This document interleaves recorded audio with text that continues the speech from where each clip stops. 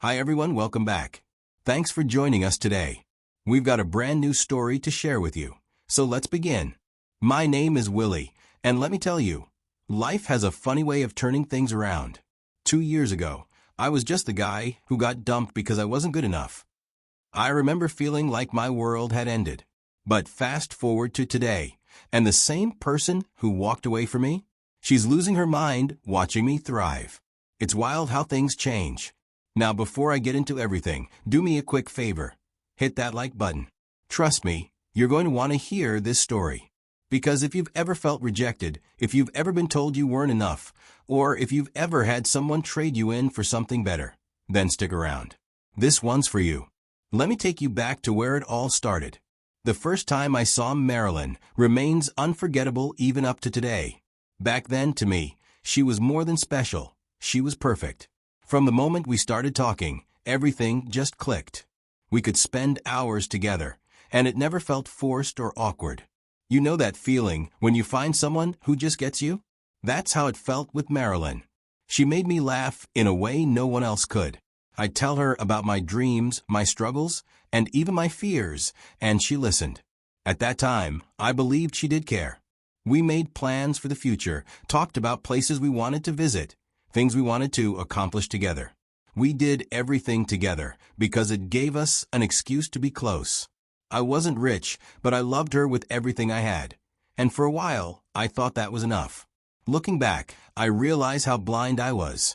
But at that time, I was just a guy in love, holding onto the idea that what we had was real. That no matter what life threw at us, we'd face it together. I couldn't have been more wrong. After a year of dating, Marilyn invited me to have dinner with her family. At the time, I was excited. I saw it as a step forward in our relationship, a sign that we were getting more serious. So, when she told me her parents wanted to have me over, I took it as a good thing. I thought it meant they were warming up to me, that they wanted to get to know the man their daughter loved. Looking back now, I realize how naive I was. The moment I walked into their house, the atmosphere shifted. No one said anything outright rude, but I could feel it. The way her father barely made eye contact, how her mother's smile didn't quite reach her eyes, the forced politeness in her brother's voice when he greeted me. It was like stepping into a room where everyone had already decided something about you, and you were just there to prove them right. Dinner was uncomfortable. I tried to engage, tried to be polite, but the energy at the table was off. The conversations felt distant, like they were being careful about what they said around me. When I spoke, I could tell they weren't really interested. Her dad would nod occasionally. Her mom would offer a small, polite response. But their body language told me everything I needed to know. They weren't impressed. Marilyn, on the other hand, seemed oblivious to it all. Or she wasn't. Either way, she acted normal. Then came the moment that made everything clear. After dinner, her parents pulled me aside. I assumed they just wanted to have a friendly talk, probably get to know me better. But I was wrong. Her father, in his calm and measured tone, asked me directly, "So Willie, what are your plans for our daughter?" It wasn't a casual question. There was weight behind it, like they were testing me. Without hesitation, I answered honestly, "I plan to marry her, sir." I meant every word of it. Marilyn and I had talked about our future so many times. I saw no reason to hide my intentions. I expected some sort of approval, maybe even respect for being upfront about my commitment to their daughter. Instead, they just smiled. But now, looking back, I realized that smile wasn't one of happiness. No, it was the kind of smile people give when they already know something you don't. At the time, I didn't catch it. I thought they were just processing my answer. But in reality, they had already decided I was never going to be the man for their daughter. I just didn't know it yet.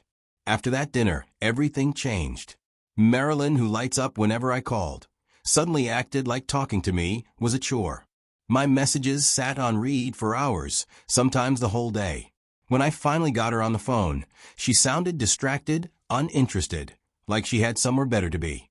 It wasn't the warm, playful conversations we used to have. She wasn't teasing me about my stubbornness or telling me about her day. She was just there, and it bothered me. I tried to ignore it, but then it got worse.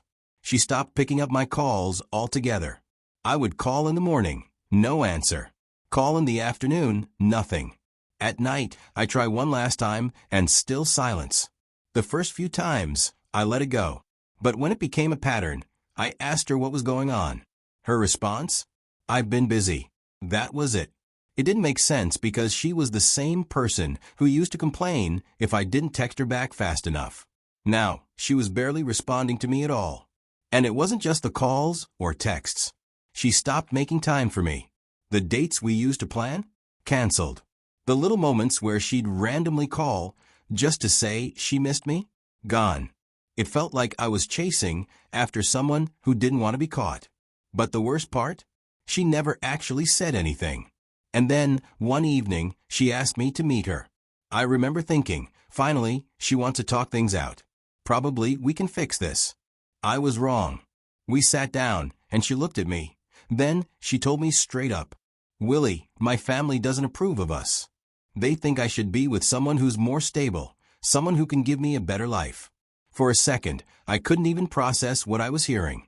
I stared at her, waiting for her to take it back, waiting for her to say, but I don't care what they think. I love you. But that never came. I forced myself to ask the only question that mattered without breaking down.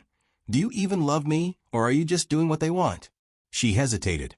That pause was all the answer I needed. If she had to think about it, if she couldn't immediately say, of course I love you, then she had already made her choice. I should have gotten up right then and walked away. But I didn't. Instead, I begged. I reminded her of everything we had been through, of every dream we had for the future. I told her I was working hard, that things wouldn't always be like this. I asked her to believe in me. But she didn't. In the end, she left. Just like that.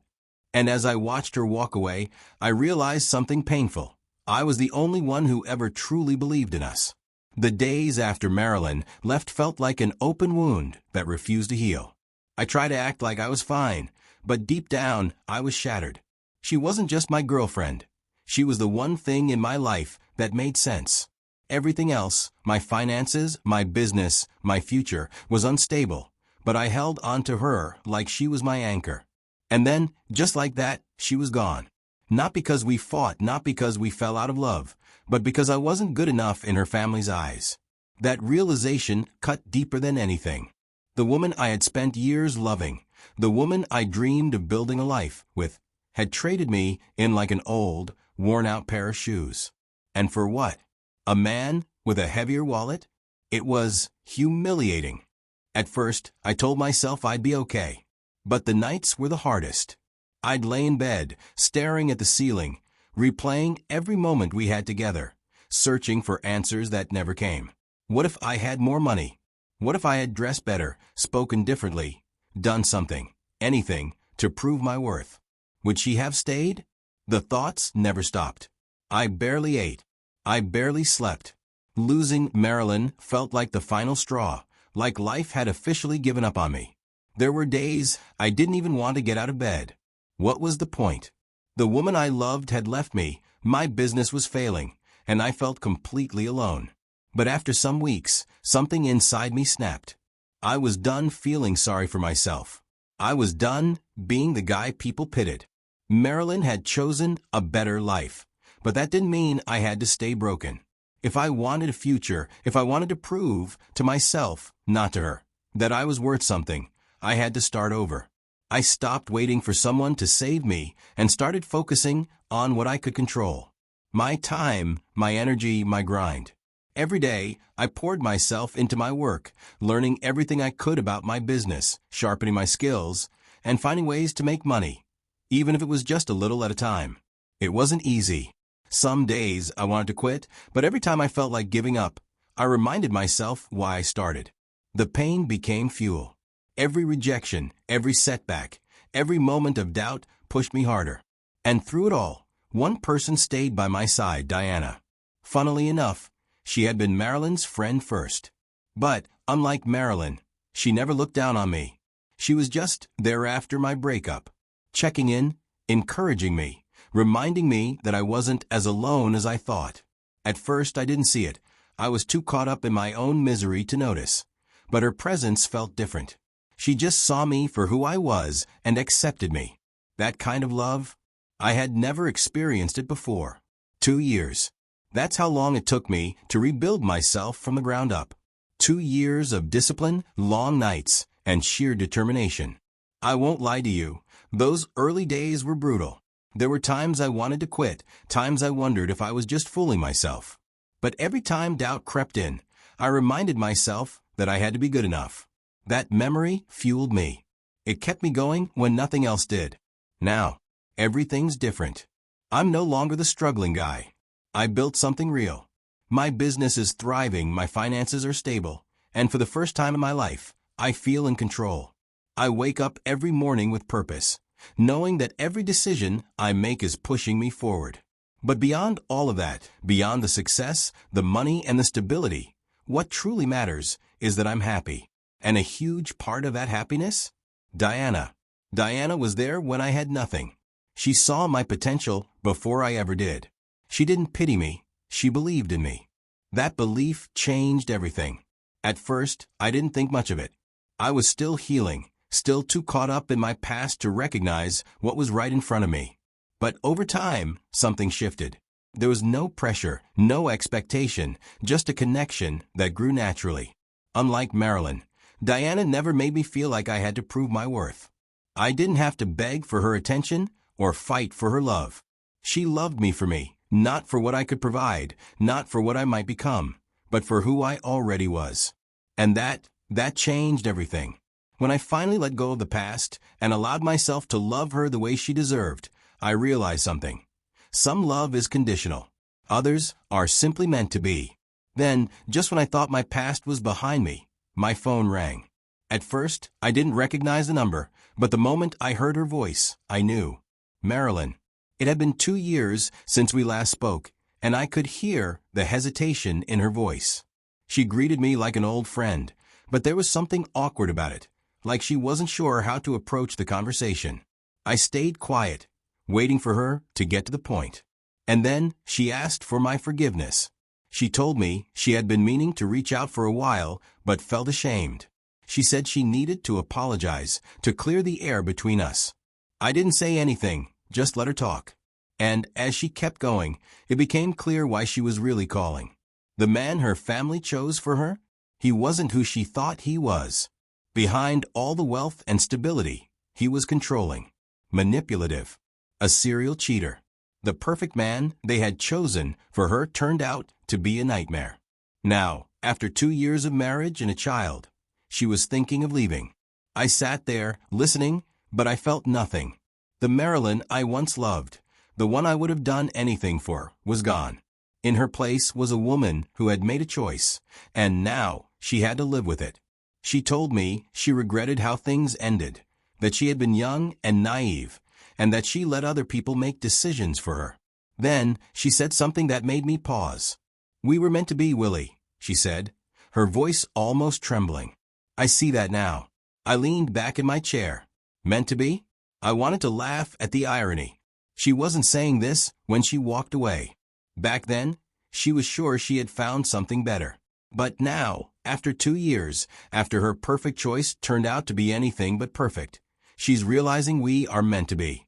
She kept talking about our memories, about how much fun we used to have, how I used to make her laugh. She said she missed the way I supported her, the way I truly cared about her. I let her finish. Then I gave her the truth. "I'm with someone now," I said, my tone calm but firm. "And she means the world to me." She was silent. I could almost hear the gears turning in her mind. That wasn't the response she wanted. I think, deep down, she thought I'd welcome her back, that I'd still be the same guy who once begged her to stay. But I wasn't. Life had moved on, and so had I. "I don't hate you, Marilyn," I continued. "I don't even blame you anymore. But I also don't need you. I have everything I ever wanted now." She let out a shaky breath, like my words had finally sunk in. She mumbled an okay, and we ended the call. I thought that was it. I thought she had gotten the closure she needed. But I underestimated her. A few days later, I found out Marilyn had done something I never expected. Diana came to me, looking a little confused, a little unsettled. She told me Marilyn had called her. She said what? I asked, already feeling the irritation rising in my chest. She told me to stay away from you, Diana said. That you and her have history, that you're meant to be together, and I'm just in the way. I was angry. Marilyn had no right. None. She had made her decision 2 years ago. She had walked away without looking back. And now, just because things didn't work out the way she hoped, she thought she could interfere in my life? No, that wasn't happening. I grabbed my phone and called her immediately. The moment she answered, I didn't even let her get a word in. Listen to me and listen carefully, I said, my voice sharper than I'd ever spoken to her before. You have no business with me anymore. You had your chance, and you made your choice. Stay out of my life. There was silence on the other end. For years, I had always been the nice guy, the one who never raised his voice at her, who always tried to fix things. But not this time. This time, she needed to understand that I wasn't that guy anymore. And I think she did. Because after that call, she never reached out again. After everything, I sat back and thought about everything that had happened. The heartbreak, the struggles, the moments I felt like I had nothing left in me. And then the painful, exhausting climb back to my feet. Looking at where I am now, compared to where I was 2 years ago, it almost feels like I lived two completely different lives. But the truth is, I wouldn't change a thing. Every part of this journey taught me something, and I want to share those lessons with you. Maybe you're going through something similar, maybe you've been in my shoes before, or maybe you just need to hear this today. Either way, here are things I learned the hard way. First, never let someone's rejection make you feel like you're not enough. When Marilyn left me, I felt worthless, like I had failed as a man. But looking back, I realized I wasn't the problem. I wasn't less than. I was just in the wrong place, with the wrong person, at the wrong time. Sometimes people will walk away from you, not because you're not good enough, but because they don't see your worth. And that's okay. What's not okay is letting their opinion define you. If someone doesn't see your value, that doesn't mean you don't have it. It just means they weren't meant to be part of your success story. Second, pain can either destroy you or build you. It's your choice. I won't lie, I could have let that breakup ruin me.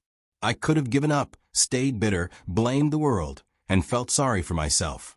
But at some point, I had to make a decision. Either I let this pain drown me, or I use it as fuel. So I worked like my life depended on it, because in many ways it did. And that pain?